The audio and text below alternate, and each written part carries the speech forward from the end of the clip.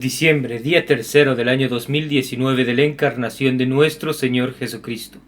Sin novedad en la posición, la silla del bienaventurado Pedro continúa vacante desde la muerte de su santidad Pío XII el 9 de octubre de 1958. San Francisco Javier, de la Compañía de Jesús, Apóstol de las Indias.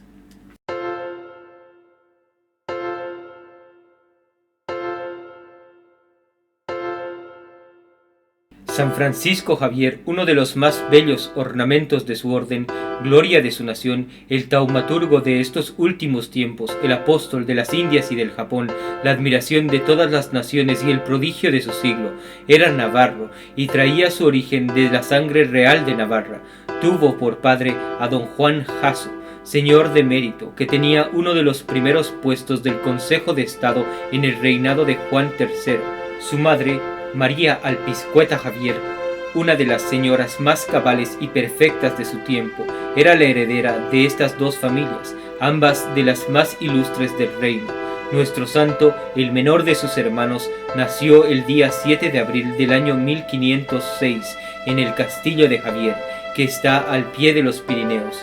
El Señor, que le escogió para renovar en estos últimos tiempos todas las maravillas de los primeros apóstoles, le dio todas las cualidades naturales que piden las funciones del apostolado: un cuerpo robusto, una complexión viva y ardiente, un genio sublime y capaz de los mayores designios, un corazón intrépido, mucho agrado en su exterior, un aire apacible y agraciado, un humor alegre y amigo de complacer.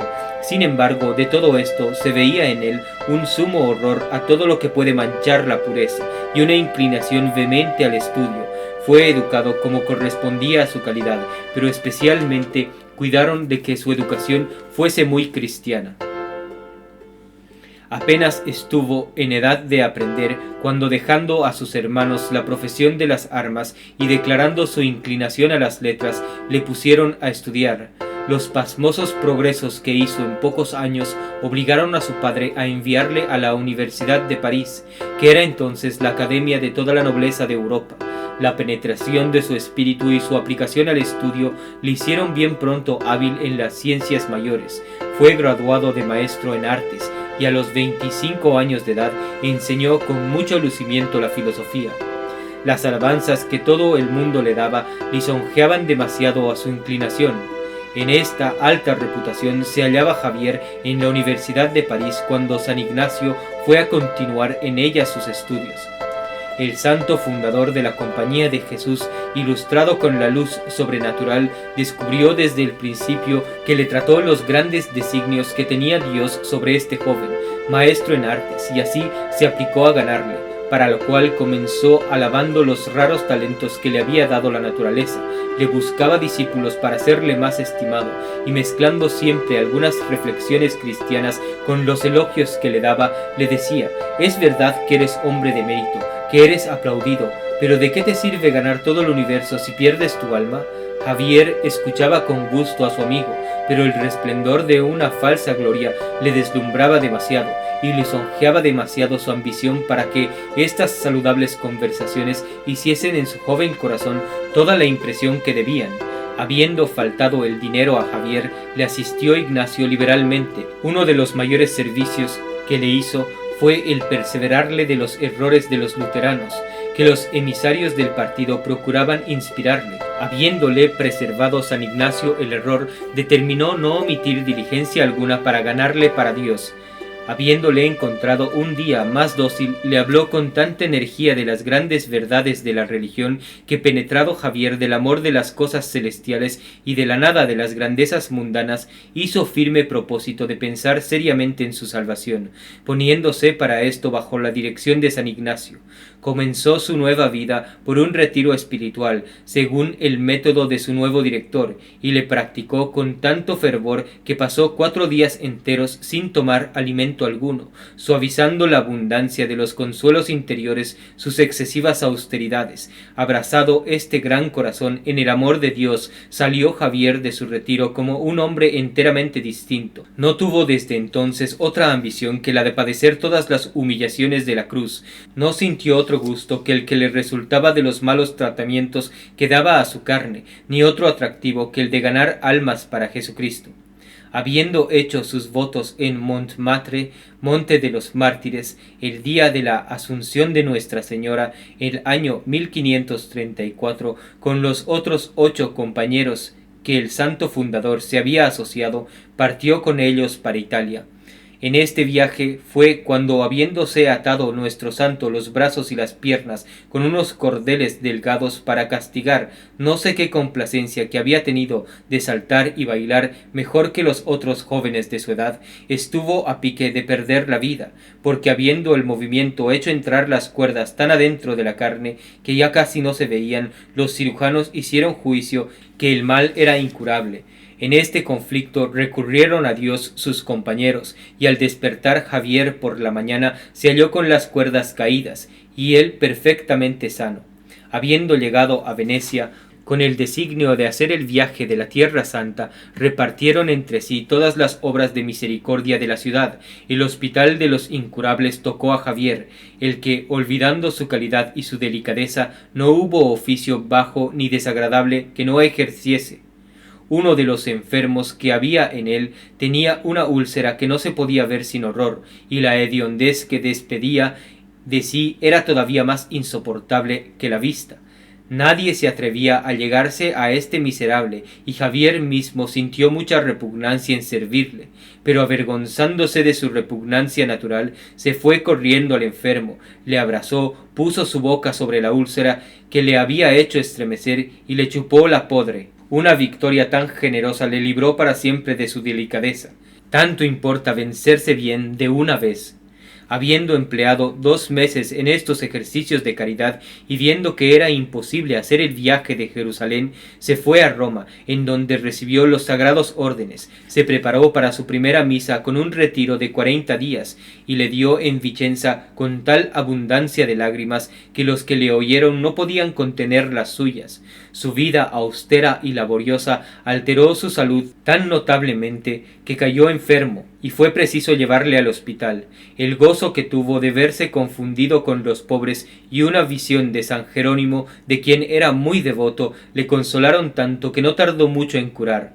Habiendo pasado el invierno en Bolonia, hizo allí infinitos bienes, mas habiendo sido aprobada la compañía por el Papa Paulo III en el año 1540 y erigida en orden religioso, fue Javier llamado a Roma, en donde predicó en la iglesia de San Lorenzo in Damaso, con tanto fruto que se le miraba ya como al apóstol de Italia, cuando Juan III, rey de Portugal, informado de los bienes extraordinarios que hacía ya este nuevo instituto, pidió al Papa algunos de los hombres apostólicos que le componían para enviarlos a las Indias. El soberano pontífice mandó a San Ignacio que escogiera 2 de sus hijos para esta misión. El santo nombró al punto a los padres Simón Rodríguez, portugués, y Nicolás Bobadilla, español. El primero estaba ocupado en Sena y el otro en el reino de Nápoles, ejecutando algunos encargos del Santo Padre. Al llegar a Roma, el padre Bobadilla cayó gravemente enfermo. Viendo San Ignacio que no se hallaba en estado para ponerse en camino, recurrió a la oración, suplicó al Señor que le diera a conocer quién era el que tenía destinado para las Indias. Un rayo celestial le ilustró desde luego, y le dio a conocer que Javier era este vaso de elección. Habiéndole llamado, le dijo: Javier, yo había nombrado a Bobadilla para las Indias, mas el cielo os nombra a vos hoy, y yo os lo anuncio de parte del vicario de Jesucristo. Recibid el empleo con que os honra su santidad por mi boca. Recibió Javier su misión como los apóstoles recibieron las suyas, con los mismos sentimientos de reconocimiento y de gozo, con el mismo ánimo, con la misma sed de padecer, con el mismo celo, con el mismo ardor, con el mismo deseo de la salvación de las almas. A la verdad, Dios le había anunciado ya su misión, pues casi todas las noches soñaba que llevaba entre sus espaldas un grande indio muy negro, y habiendo visto una vez en sueños o en un éxtasis vastos mares llenos de tempestades y de escollos, islas desiertas, tierras bárbaras que no le ofrecían en toda su extensión sino hambre, sed, desnudez, con infinitos trabajos, sangrientas persecuciones y riesgos evidentes de perder la vida, se le oyó exclamar: «Todavía más, Señor, todavía más». Habiendo ido Javier a postrarse a los pies del Santísimo Padre para pedirle su bendición, el Papa le abrazó tiernamente y le advirtió en él una humildad tan profunda, un valor tan cristiano y un celo tan heroico que al darle su bendición no tuvo el menor género de duda de que enviaba un pastor a aquel nuevo mundo. Javier partió de Roma el día 5 de marzo del año 1540, sin otro equipaje que un breviario. Como la ternura y la confianza en la Santísima Virgen fue siempre la principal devoción de nuestro santo, quiso tener el consuelo de pasar por Loreto para consagrarse de nuevo a la Madre de Dios y recomendarle su misión.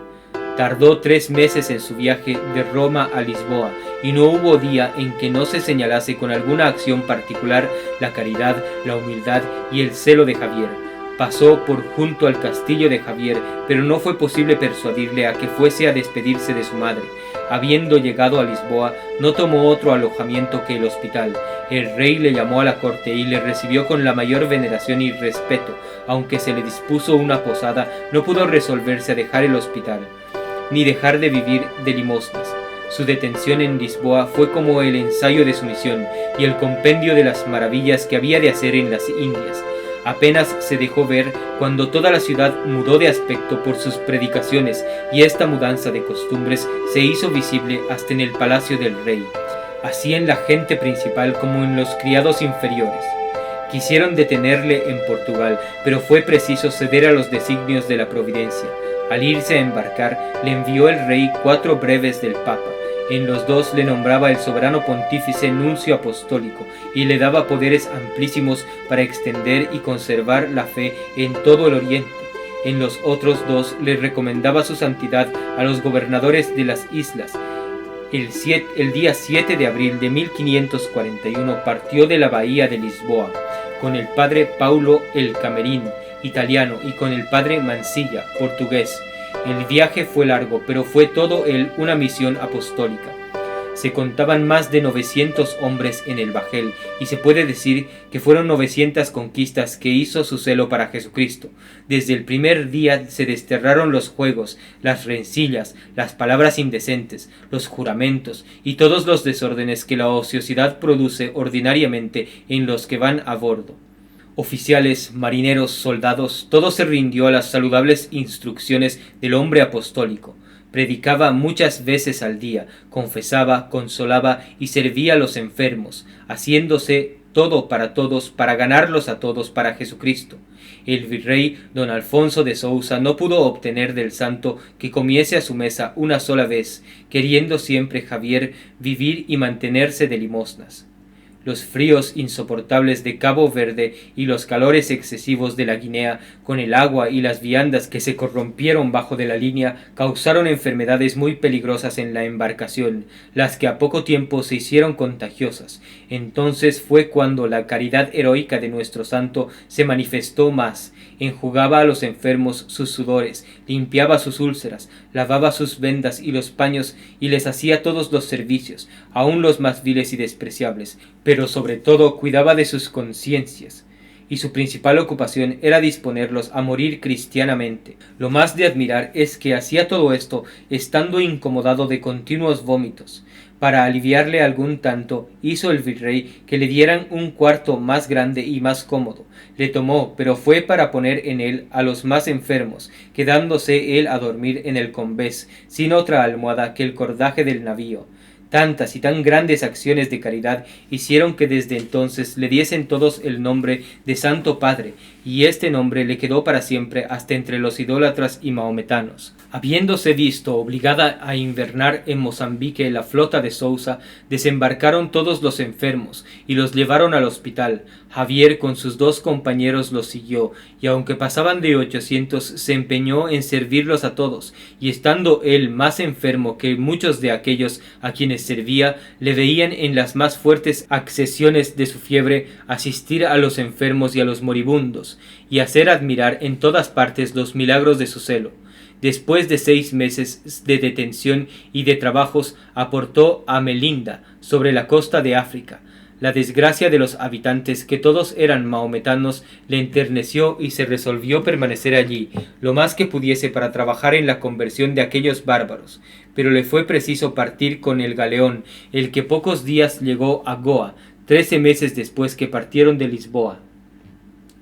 Todavía se acordaban en aquella ciudad de la profecía del santo hombre Pedro de Covillán, religioso trinitario martirizado por los indios el año de 1497, 43 años antes del nacimiento de la Compañía de Jesús, en el cual, traspasado todo de flechas, cuando derramaba su sangre por Jesucristo, pronunció distintamente estas palabras: dentro de pocos años nacerá en la Iglesia de Dios una nueva religión de clérigos, que llevará el nombre de Jesús, y uno de sus primeros padres, conducido por el Espíritu Santo, penetrará hasta los países más distantes de las Indias Orientales, cuya mayor parte abrazará la fe ortodoxa por el ministerio de este predicador evangélico. Luego que Javier salió del navío, fue a alojarse en el hospital, a pesar de la resistencia y de los ruegos del virrey, pero no quiso comenzar las funciones de misionero sin haberse presentado antes al obispo y pidiéndole su beneplácito. Era entonces obispo de Goa don Juan de Albuquerque, religioso de San Francisco, uno de los más virtuosos prelados de la Iglesia. Después de haberle manifestado Javier las razones por las cuales el soberano pontífice y el rey de Portugal le habían enviado a las Indias, le presentó los breves de su santidad y le declaró que no pretendía servirse de ellos sino con su beneplácito. Luego, arrojándose a sus pies, le pidió su bendición, y no quiso levantarse hasta que se la hubo dado.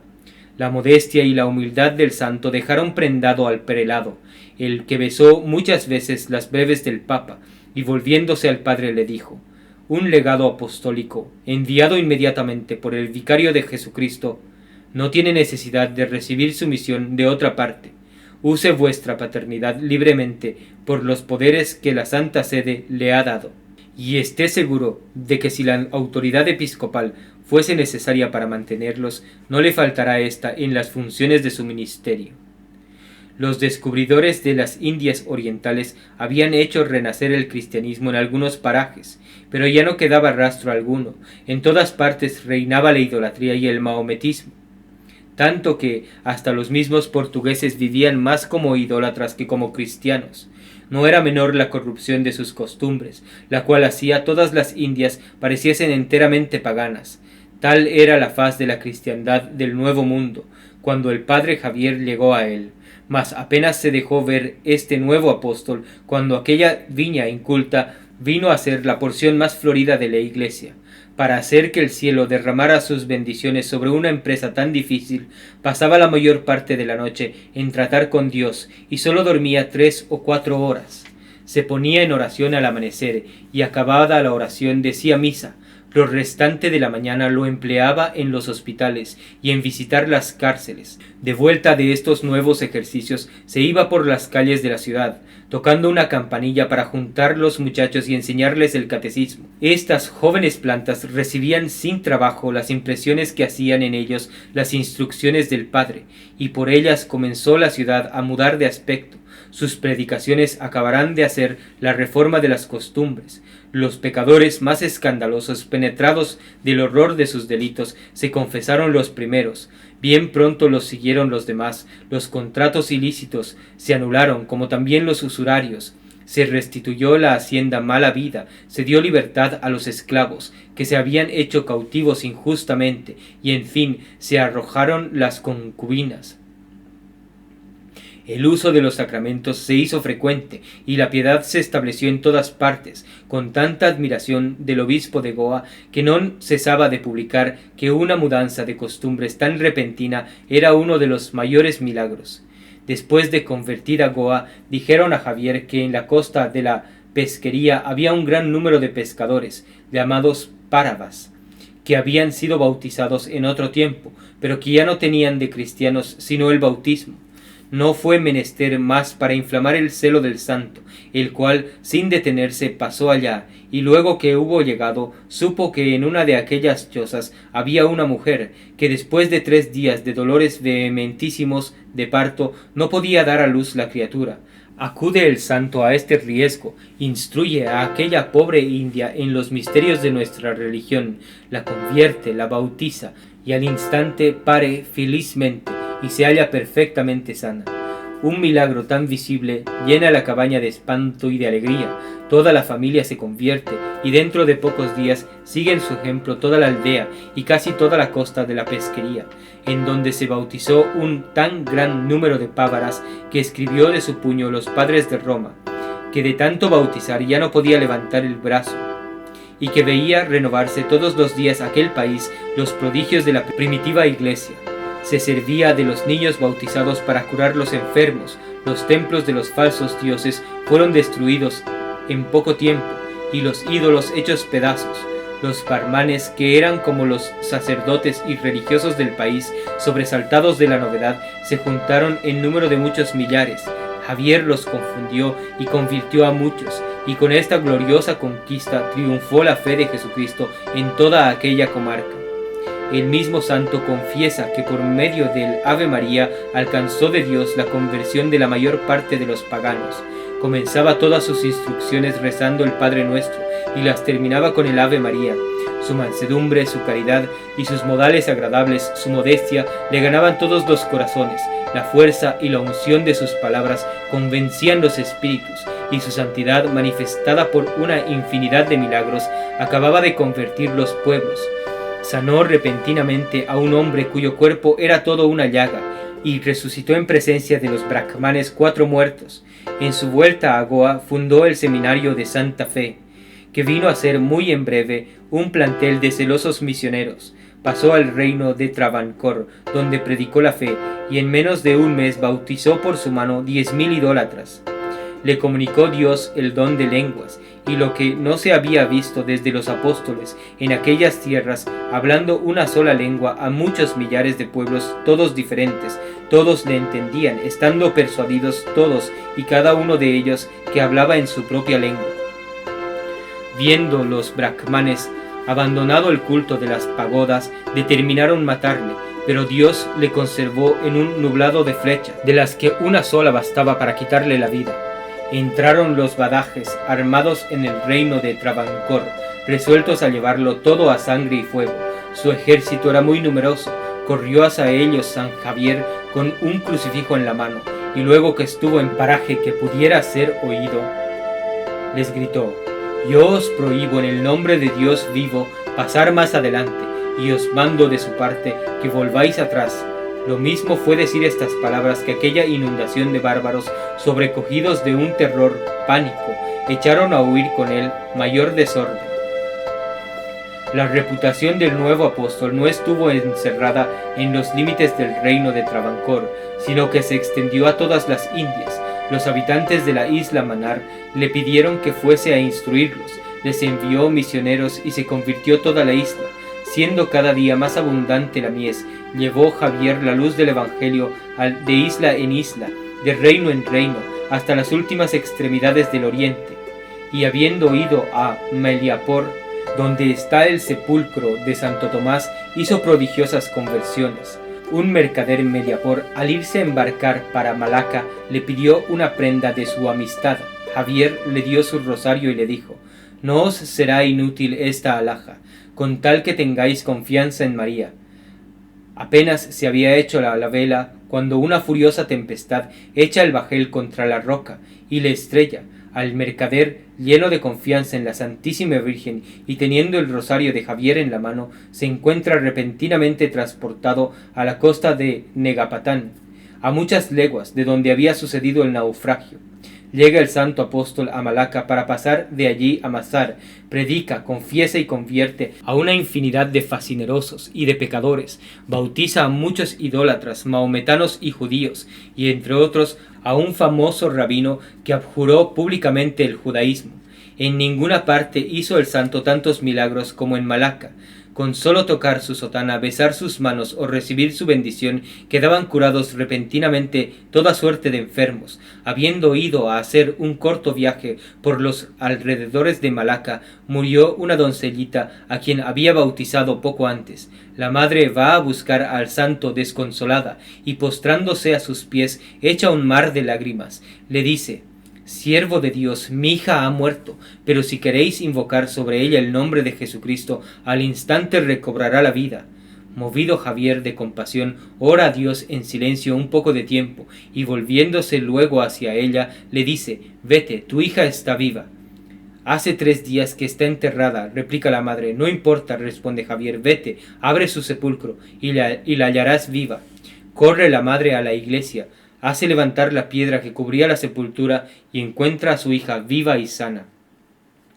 No hallando el santo apóstol descanso sino en sus trabajos, va a Amboina, donde predica la fe a los paganos, y casi toda la isla se hace cristiana.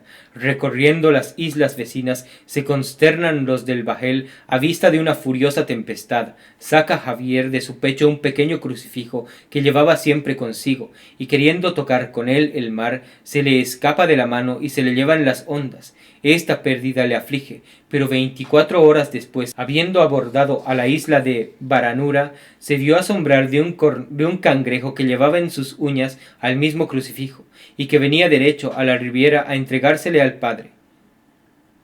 De Baranura pasa a la isla de Ulate, encuentra a su rey sitiado en la capital y a punto de entregarse al ejército enemigo por falta de agua. El santo solicita hablarle y le pide licencia para plantar una cruz, ofreciéndose a darle agua con abundancia si le da la palabra de hacerse cristiano con todo su pueblo.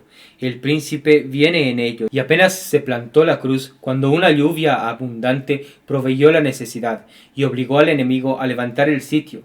El rey, en cumplimiento de su palabra, recibió el bautismo de mano del santo con todo su pueblo, y después de haber convertido algunos otros reinos vecinos, parte a las Molucas. Recorre rápidamente las islas de Ternate, de Tidor, de Motir, de Machán y de Bacán. Predica y convierte y hace triunfar la fe de Jesucristo en todos estos parajes, que no habían tenido jamás la dicha de que llegase a ellos ningún apóstol. Habiendo recibido de Europa un nuevo refuerzo de misioneros, emprende la conversión de todo el oriente. Intentan impedirle el viaje a la isla de Moro, por ser el país más bárbaro y más terrible. Basta que haya en ella almas rescatadas con la sangre de Jesucristo para que Javier no halle ni peligro ni obstáculos. Se mete en la isla, anuncia la fe a sus habitantes, los suaviza, los instruye y los convierte, y estos pueblos bárbaros y crueles vienen a ser una de las porciones más bellas de la Iglesia del Nuevo Mundo. Convierte y bautiza en Ternate a casi toda la familia real. Hace otro tanto en la iglesia de Ceilán, en los reinos de Kandy, de Jafanapatán, en las Molucas y en todas las islas que hay alrededor de Makassar. Y haciendo conversiones y milagros en todos los países, viene a ser él mismo el mayor de todos los milagros. El año de 1547, los acheneses, enemigos mortales de los cristianos, se presentan a la vista de Malaca con una flota de más de 60 barcos grandes, todos bien equipados y bien armados, sin contar las barcas, los brulotes y las fragatas. Su primera expedición fue quemar todos los navíos portugueses que se hallaban en el puerto. Esta victoria hizo a los bárbaros tan fieros y tan insolentes que, habiendo hecho cortar su general las narices y las orejas a algunos pescadores que habían hecho prisioneros, los remitió al gobernador de Malaca con esta carta: Bajaja Sohora, que tiene el honor de llevar en vasos de oro el arroz del gran soldán Alardín, rey de Achén, y de las tierras que lava el uno y el otro mar. Te advierto, escribas a tu rey que estoy aquí a pesar de él, infundiendo terror en su fortaleza con mis fieros rugidos, y que me mantendré aquí todo el tiempo que se me antoje. Pongo por testigo de cuanto digo, no solo a la tierra y a las naciones que la habitan, sino también a todos los elementos hasta el cielo de la luna, y les protesto y declaro por las palabras de mi boca, que tu rey está sin valor ni reputación, que sus estandartes abatidos no podrán enarbolarse jamás sin el permiso del que acaba de vencerle, que por la victoria que hemos conseguido tiene mi rey a sus pies la cabeza del tuyo, el cual desde este día es su vasallo y esclavo. Y para que tú mismo confieses esta verdad, te desafío al combate en el sitio donde estoy al presente, si te sientes con bastante ánimo para resistirme. Aunque la carta del general bárbaro era ridícula y fanfarrona, no dejó de poner en gran consternación a toda Malaca. Solo Javier, lleno de confianza en Dios, animó a aquellos espíritus abatidos y dijo al gobernador: Si los bárbaros tienen tantos navíos y tropas, nosotros tenemos en nuestra ayuda al Dios de los ejércitos. Es menester ir a presentarles la batalla. Pero ¿cómo nos embarcaremos?, dijo el gobernador, ¿y en qué navíos? Pues de 8 bajeles grandes que había en el puerto, solo quedan 7 cascos de fustas enteramente maltratados. Y cuando pudiéramos servirnos de ellos, ¿qué sería esto contra una escuadra tan numerosa? Es verdad, replicó el santo, sonriéndose, que las 7 fustas son viejas, y sólo buenas para el fuego. Sin embargo, que se dispongan a toda priesa. Nadie se atrevió a replicar a una orden tan precisa del varón de Dios. En 2 días se aprestaron las fustas, y apenas habían levado anclas para ir a buscar al enemigo, que se había desviado un poco para ponerse fuera de tiro del cañón de la fortaleza, cuando la almiranta de esta pequeña tropa se abrió por medio, y se hundió repentinamente, sin que se pudiese salvar otra cosa que la tripulación. Javier estaba diciendo misa en la iglesia de Nuestra Señora del Monte, cuando le vinieron a dar noticia de esta triste aventura. Hizo señal al criado del gobernador que se retirara, y cogiéndole después de la misa, le dijo: «Ve a decir a tu amo que la pérdida de un bajel no debe desanimarnos. Vete y confía, porque esa pequeña flota está bajo la protección de la Santísima Virgen». Se pasó cerca de un mes sin que hubiese nuevas de las 2 escuadras, cuando el padre, predicando un día en la iglesia mayor de Malaca a las 10 de la mañana, al mismo tiempo que las 2 flotas estaban en el combate a más de 100 leguas de Malaca, se paró de repente como fuera de sí mismo. Luego, volviéndose hacia el crucifijo con las lágrimas en los ojos y los suspiros en la boca, exclamó: «Oh buen Jesús, Dios de mi alma, Padre de misericordia, yo os suplico humildemente por los méritos de vuestra sagrada pasión que no abandonéis a vuestros soldados». Acabadas estas palabras, bajó la cabeza, recostándose sobre la silla, sin decir palabra. Después, levantándose de pronto, dijo en voz alta, con un transporte de gozo que no pudo contener: «Hermanos míos, Jesucristo ha vencido por nosotros. En este mismo instante acaban los soldados de su santo nombre de derrotar la armada de los enemigos, en los que hacen una gran matanza. Nosotros solo hemos perdido 4 de los nuestros, y el viernes próximo recibiréis la noticia y nuestra flota vendrá bien presto». El suceso lo verificó todo. Una fragata llegó el viernes, y 2 días después entró triunfante la pequeña flota, al son de trompetas y al ruido de la artillería. Habiendo el nuevo apóstol conquistado para Jesucristo casi todas las Indias y meditando nuevas conquistas, un Japón llamado Angeró arribó en una embarcación china, el cual venía a buscar la quietud de su conciencia en los consejos del santo, cuya reputación se había extendido por todo el oriente. Luego que Javier le vio, conoció que aquel hombre no solo sería el primero del Japón que recibiría el bautismo, sino que por su mediación le recibirían otros muchos en su tierra. Este conocimiento hizo que se llamase de gozo al verle, y que le abrazase con mucha ternura, sin aguardar el santo a que el Japón le manifestara sus penas.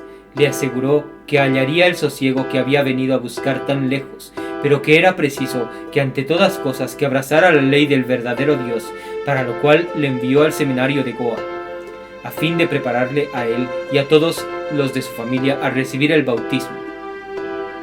El padre le siguió después de haber acabado de convertir los idólatras que habían quedado en la costa del Pesquería, en Monapar, en el cabo de Comorín y en la isla de Ceilán, que están al paso. Llegó a Goa, donde encontró en su nuevo prosélito, y viéndole perfectamente instruido, le bautizó. Le puso por nombre Pablo de Santa Fe, e hizo de él uno de sus más celosos catequistas. Habiendo sabido por este neófito el estado del Japón, que era uno de los mayores reinos del mundo, determinó llevar a él las luces del Evangelio, a pesar de todo lo que pudiese oponer para desviarle de su piadoso intento. Escribió muchas cartas a Europa, la primera al rey de Portugal, Juan III, llena de sabios consejos sobre el modo como debe de gobernar un monarca. Escribió otra a San Ignacio, su general, a los padres de Roma, en la cual les dice que Dios le ha dado a conocer lo mucho que debe a las oraciones de los de la compañía, que trabajan en la tierra y que gozan en el cielo del fruto de sus trabajos. Cuando empiezo a hablar de nuestra compañía, añade, no puedo acabar, pero la partida de las embarcaciones me obliga, contra mi voluntad, a no ser más largo. He aquí lo que yo hallo más a propósito para acabar mi carta. Si yo te olvidare en algún tiempo, oh compañía de Jesús, mi mano derecha me sea inútil, si me olvide del uso que debo hacer de ella. Pido a nuestro Señor Jesucristo, que ya que en esta vida miserable nos ha juntado en su compañía, nos junte por toda la eternidad en la compañía de los santos que le ven en el cielo.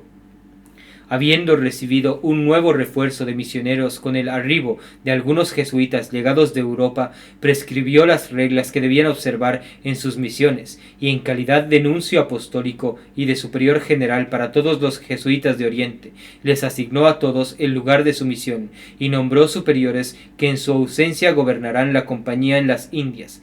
Mientras esperaba que la navegación fuese libre, nuestro santo se aplicó más particularmente a los ejercicios de la vida interior, disponiéndose por medio de retiro para nuevos trabajos. Entonces fue cuando, estando en el huerto del Colegio de San Pablo, que había fundado en Goa, unas veces pasándose, otras retirando en una pequeña ermita, colmado de aquellas dulzuras espirituales de que estaba inundado su corazón, exclamó: «Basta, Señor, basta», abriendo su sotana delante del pecho para dar un poco de aire a las llamas que abrasaban su alma.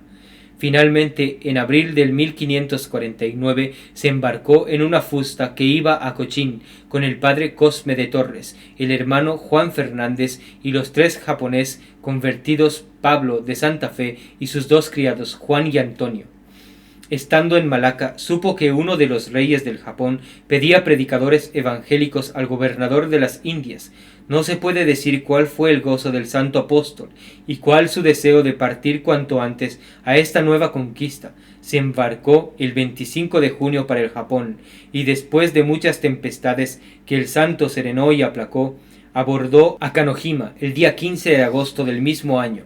Sería necesario un volumen entero solo para contar una parte de los trabajos, de los viajes, de las conversiones y de los prodigios que obró este santo apóstol en aquel vasto imperio. Comenzó a predicar en Kanojima, donde convirtió muchas personas, disputa con los bonzos, que eran como los sacerdotes del país, y los confunde, cura toda especie de enfermedades con sola la señal de la cruz, resucita muchos muertos, entre los cuales algunos habían sido ya enterrados, predica en Satsuma, en el Ecandono, en Frinando, en Amangunchi, se hace mozo de espuela de un caballero para ir a Macao, anuncia el evangelio en el reino de Bungo y en otras partes, en donde convierte millares de paganos, y en menos de un año hace florecer en el Japón la religión cristiana, habiendo convertido Javier todos estos reinos, insaciable todavía de conversiones, busca nuevos países donde hacer nuevas conquistas.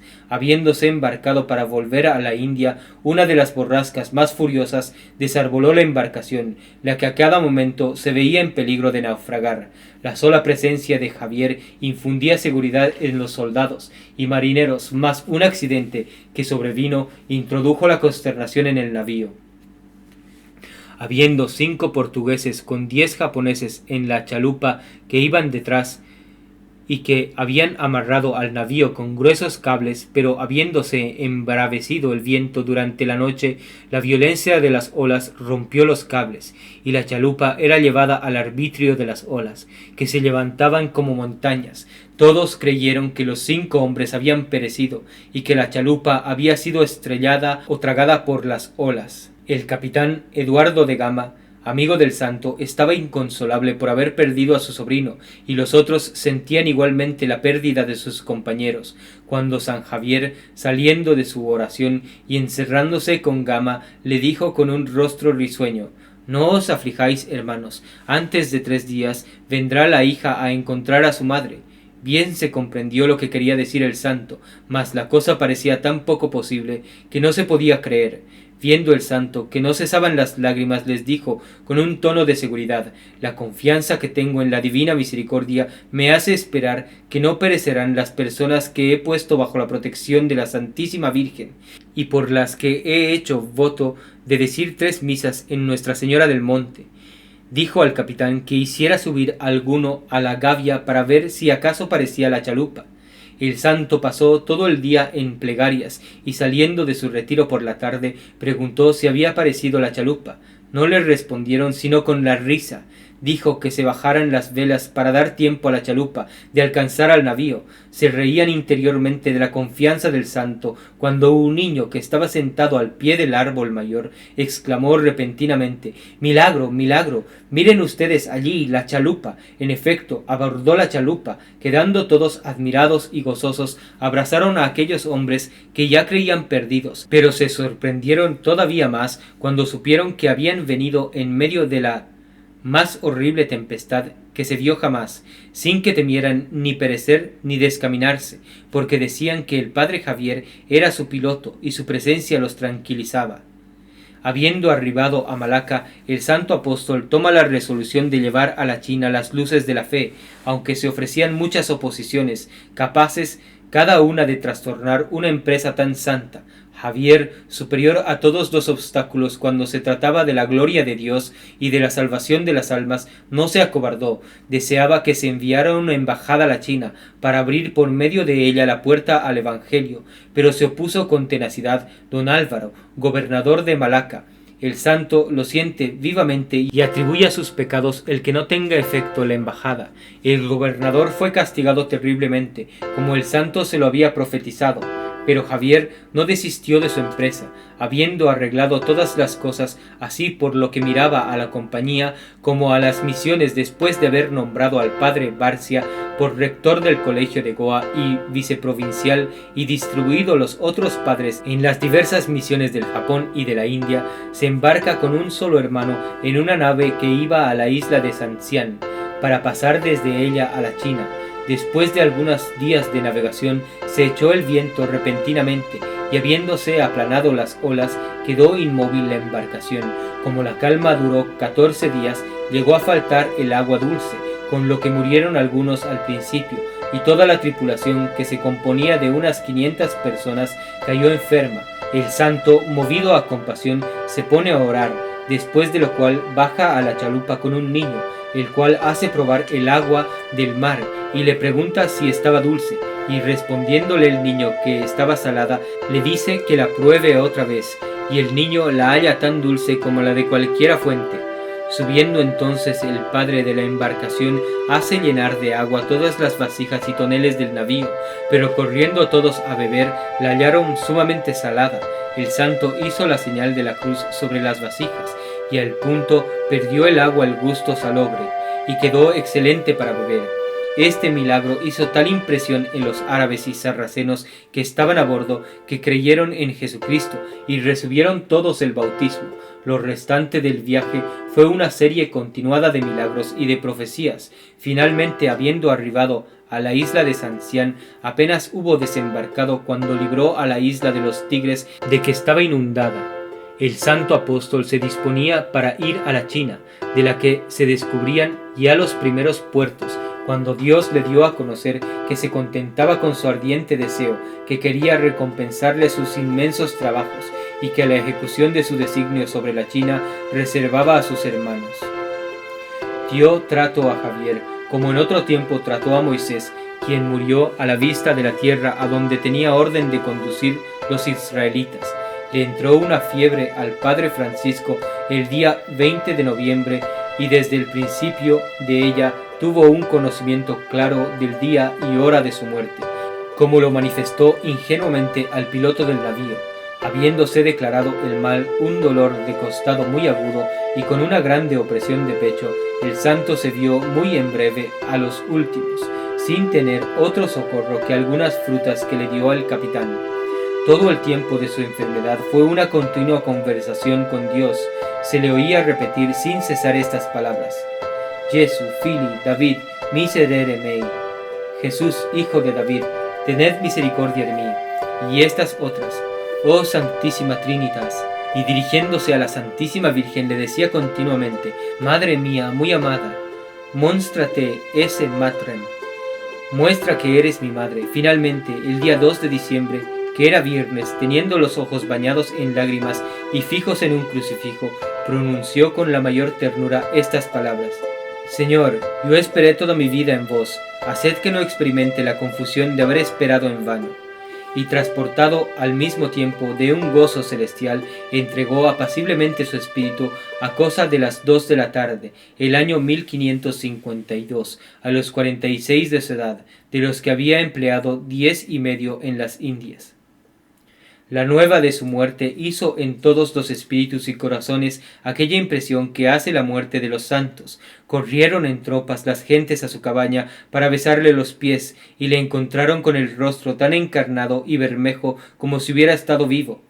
Así terminó su gloriosa carrera, el apóstol de las Indias y del Japón, después de haber dilatado la Iglesia 6000 leguas más de lo que estaba, después de haber predicado el Evangelio a 100 islas o reinos diferentes y convertido a Jesucristo más de 100.000 almas. Sus trabajos fueron inmensos, sus milagros infinitos, se cuentan 8 muertos resucitados, y casi puede decirse que todos los milagros estupendos de los santos que le precedieron no igualan al número de los de este santo apóstol.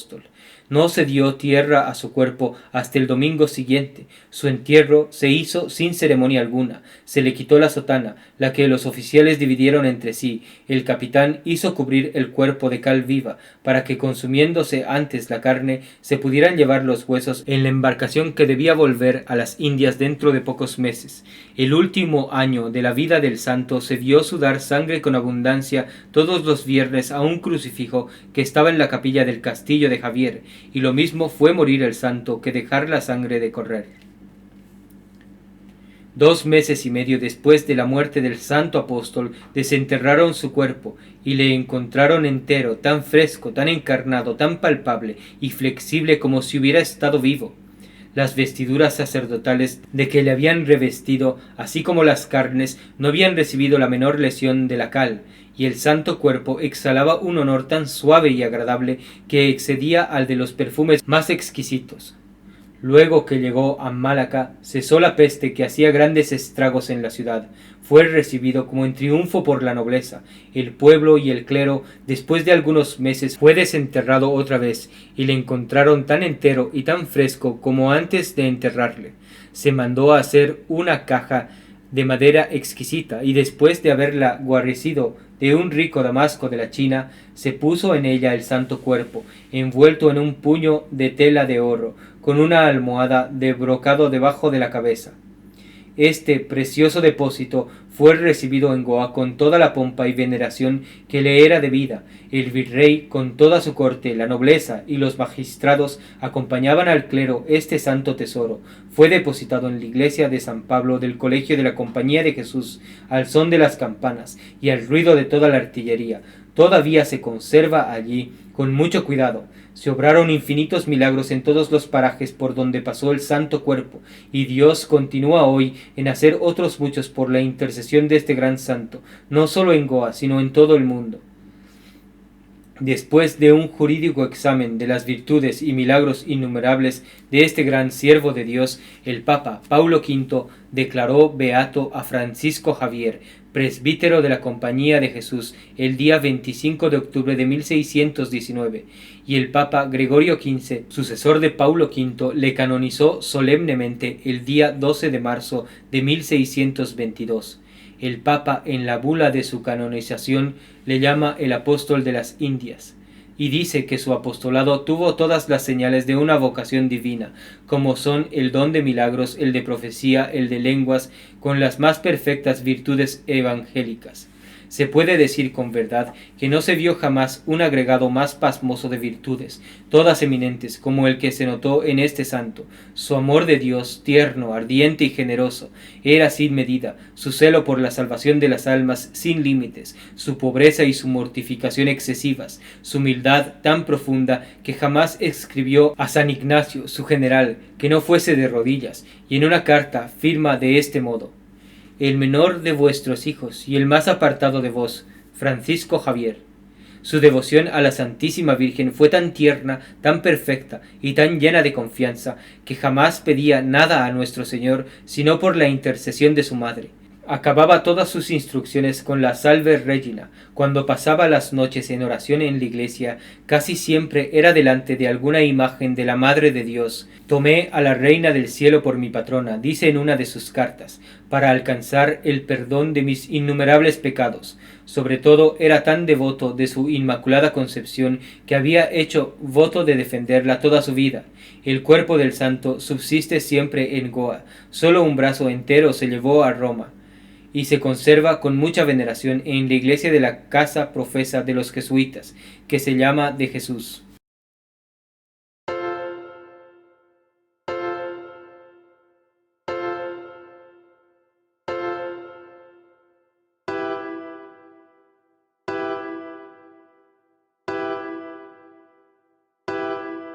Martirologio romano. En la isla de San Cian, en las costas de la China, San Francisco Javier, jesuita, apóstol de las Indias, varón famoso en todo el orbe, tanto por la multitud de infieles que convirtió, como por lo estupendo de los milagros que obró, principalmente en orden a resucitar muertos, habiendo florecido también por el don de profecía de que estaba dotado.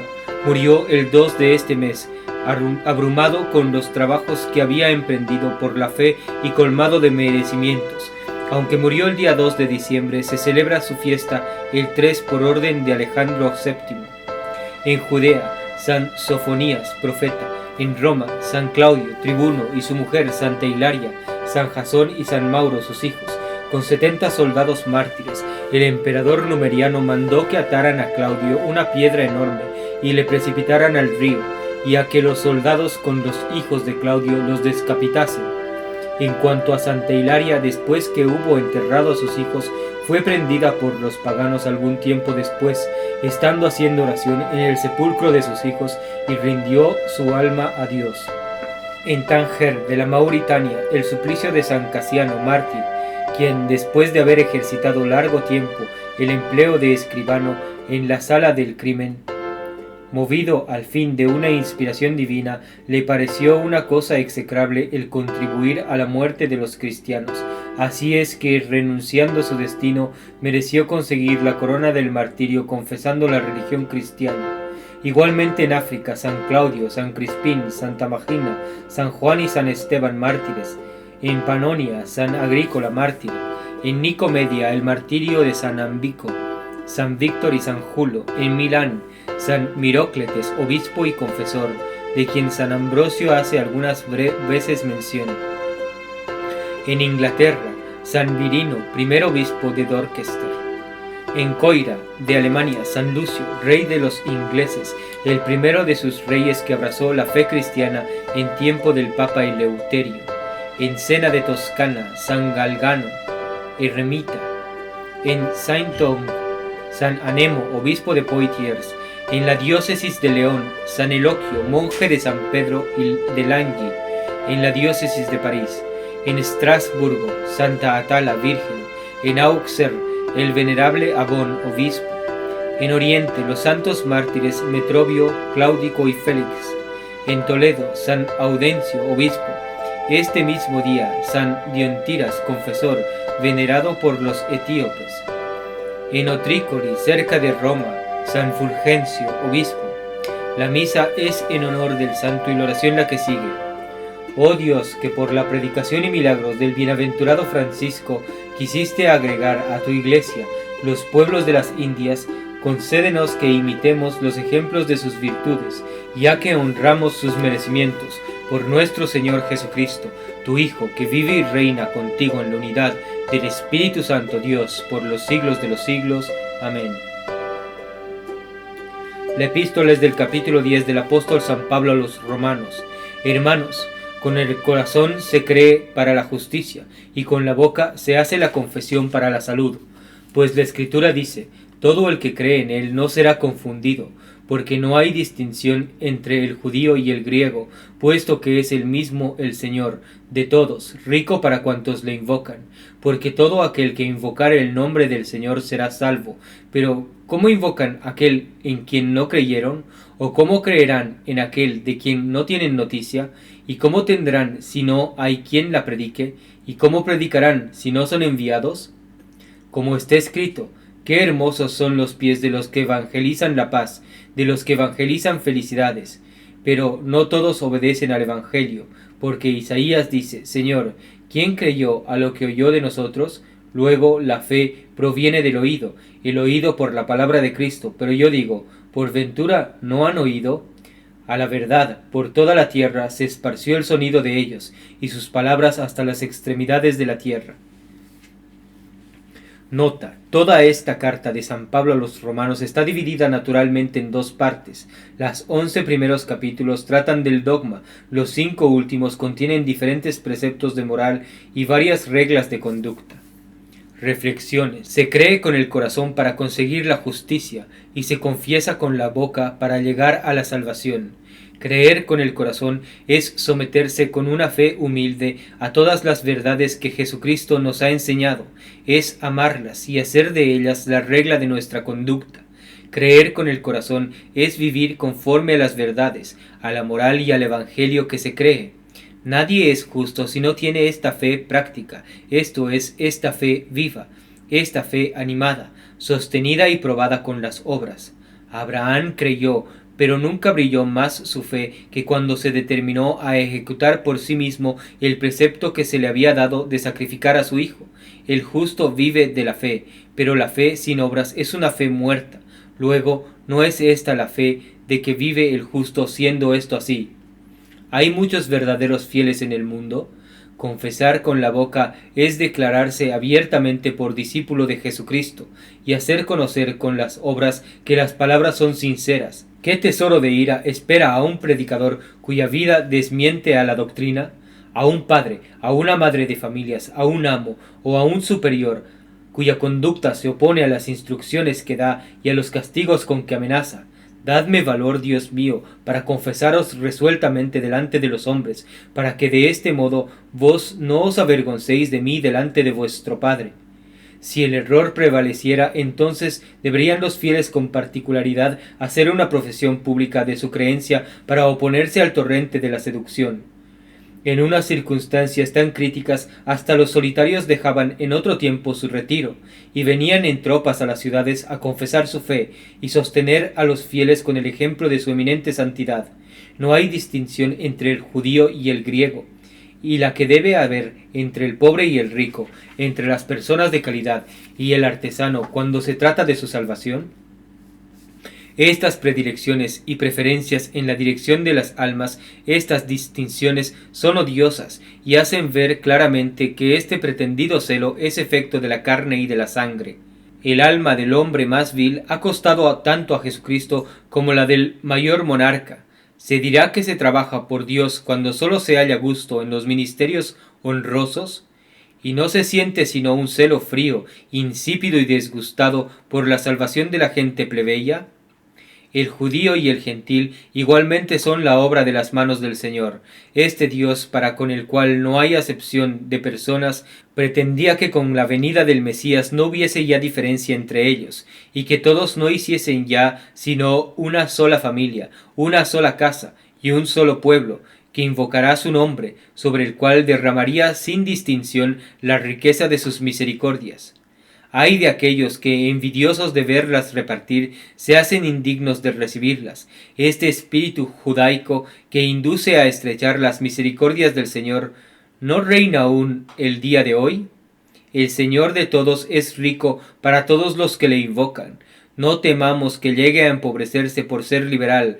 No sucede con Dios lo que con los grandes de la tierra. Como no son ricos para todos los que les sirven, se enfadan casi siempre que se les piden favores, y ordinariamente los conceden por libertarse de ser importunados. Pero nuestro Dios, como es rico para todos los que le invocan, nos manda que le pidamos sin cesar, y si alguna vez difiere el oírnos, lo hace para que la indigencia y la miseria nos tenga más largo rato cerca de él.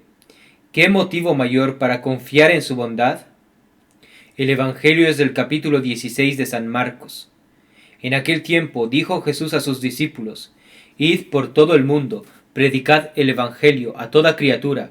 El que creyere y fuere bautizado será salvo, pero el que no creyere se condenará. Y estos son los milagros que acompañarán a aquellos que creyeren. En mi nombre lanzarán los demonios, hablarán lenguas nuevas, manejarán las serpientes, y si bebieren cualquiera cosa mortífera no les hará daño. Pondrán las manos sobre los enfermos y se pondrán buenos. Meditación del celo que cada uno debe tener de la salvación propia y de la de los otros. Punto primero. Considera que el verdadero celo es una pasión viva y ardiente de la salvación de las almas, es un afecto generoso que tiene por principio a la fe, que está animado de la caridad y apoyado en la esperanza cristiana. Estas virtudes dan al celo toda la fortaleza, todo el aliento, todo el ardor, toda la mansedumbre, toda la paciencia y magnanimidad que tiene. ¿Y no deben las mismas virtudes inspirarnos a todos este celo?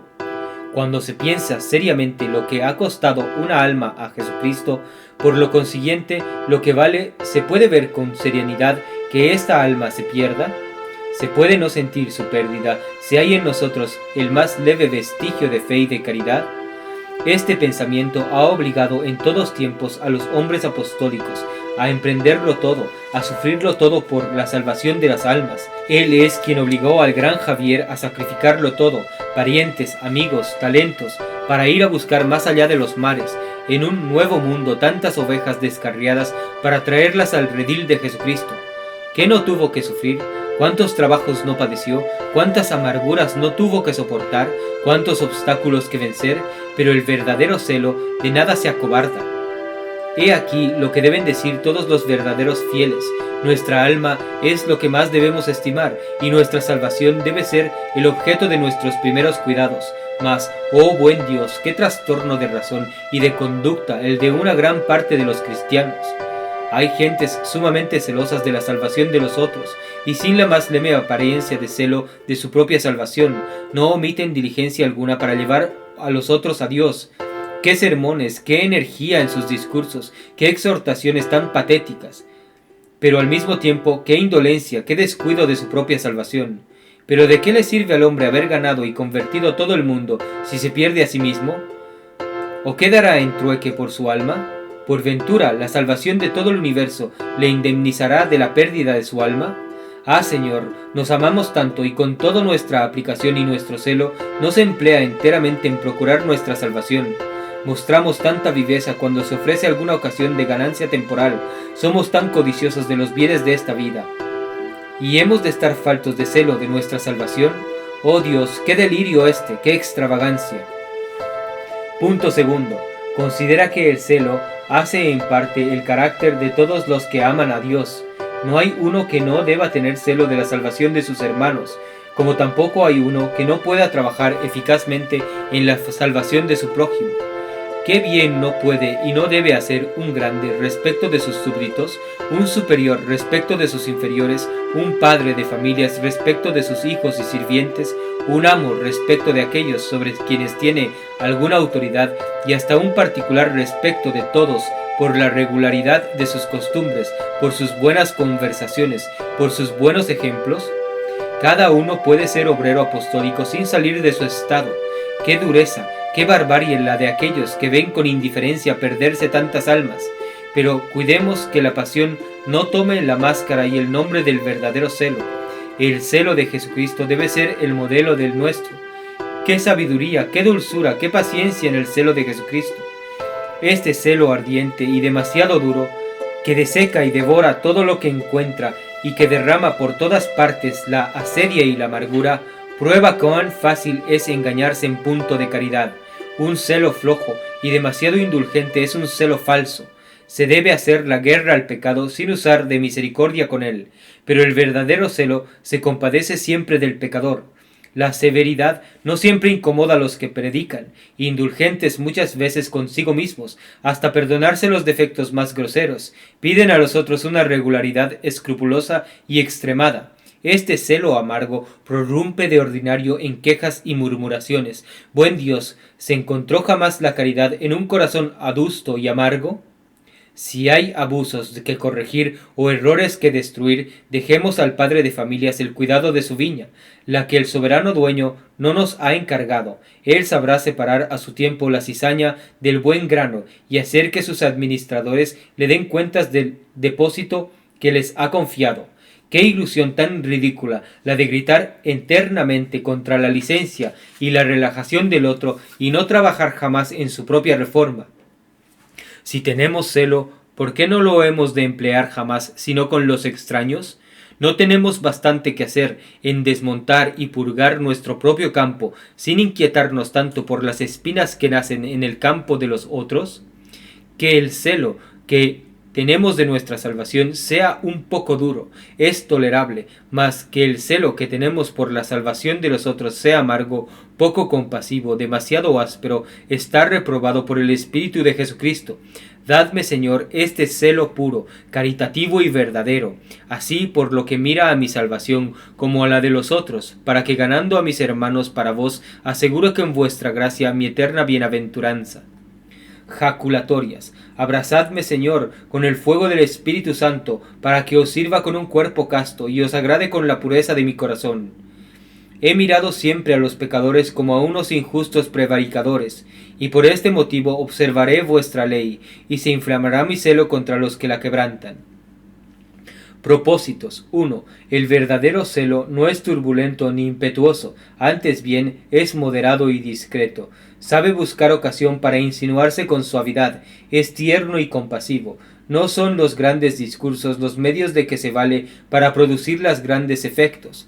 Ordinariamente hace los mayores progresos por medio de conversaciones familiares y de servicios hechos a tiempo, tal vez usando prudentemente de la autoridad que tiene sobre los otros y de la confianza que los otros tienen en él, pero sobre todo el buen ejemplo es el medio más eficaz para la conversión de las almas. Ten este género de celo, y no necesitas ser sabio ni discreto, ni muy elocuente para ganar a los otros. Basta para esto que seas verdaderamente cristiano y ejemplar.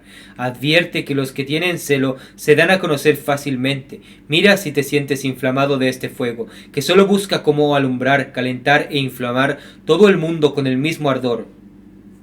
¿Sientes vivamente la desgracia de los que se pierden? ¿Has llorado alguna vez la ceguedad de los malos cristianos? ¿Llevas con pena el que Dios sea tan poco conocido y tan poco amado de los hombres? ¿Sientes una secreta alegría cuando le ves honrado? ¿Miras con estimación y con ternura a las personas devotas? Estas son las señales del verdadero celo. Procura tener un celo tan cristiano como este. 2. Tenemos hermanos según el Espíritu, y tal vez también según la carne. ¿Cuántos se pierden todos los días a nuestros ojos? Procura hacer todos los días alguna oración, primero por tu conversión y después por las de todos los pecadores, especialmente por la de los herejes, procurando llorar su infelicidad. Vela principalmente sobre tus hijos, sobre tus inferiores y sobre todos los de tu casa. Vela sobre su conducta. Si frecuentan los sacramentos, si hacen sus oraciones regulares por la mañana y por la tarde, si tienen una vida inocente y cristiana, dales a menudo lecciones saludables. No todos son predicadores, mas todos pueden ser apóstoles y misioneros en su comunidad y en su familia. Ten de hoy en adelante este oficio y ejerce sus funciones. Que el testimonio de esta santa vida sirva de alimento para todo cristiano, que haciendo uso de razón considere que el celo con que se debe defender la verdadera fe católica no es negociable, que debe ser capaz de llevarnos a la misma muerte y lograr la corona del martirio si es necesario, antes que abrazar cualquier doctrina humana, materialista, naturalista o racionalista, que conducen indefectiblemente al indiferentismo religioso y al falso ecumenismo, banderas y estandartes de la falsa iglesia de los últimos tiempos con sede en el Vaticano. ¡Viva María Santísima! ¡Viva Cristo Rey!